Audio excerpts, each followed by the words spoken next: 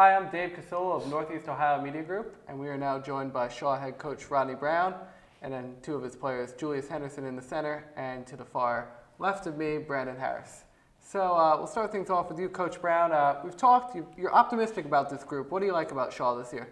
Their energy. You have some maturity, you have some seniors now that I can depend on to show leadership and guidance to our younger players. We're still relatively young. We have some strong leaders who've been in the program for 3 years now, going to their fourth year, their senior year, and I'm feeling pretty good about our chances this year. Now, the Lake-Erie-League, I get the feeling that sometimes it goes a little overlooked how tough it is. As someone who's been in the league year after year, what is it like going through the ringer of that?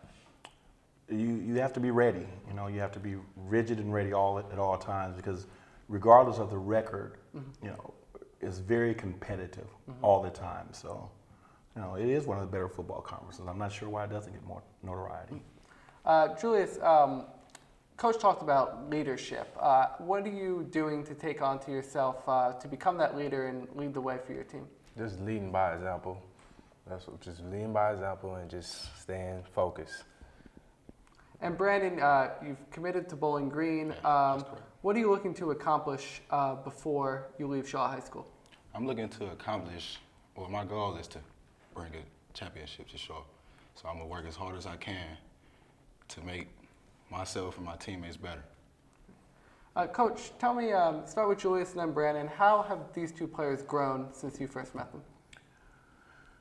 Well, academically, they're both very, very consistent, very strong. Morally, I guess they stay out of trouble. They're good guys. They're excellent role models. I've watched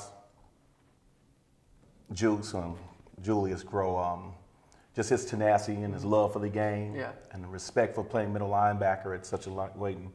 And Brandon, who's just God-gifted, I've watched him just take a role of leadership and stand out front instead of standing behind.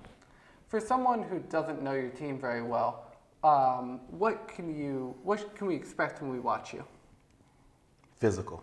We're going to be very physical this year. I think we got away from that last year because of our youth, but it's no excuses. No holding back.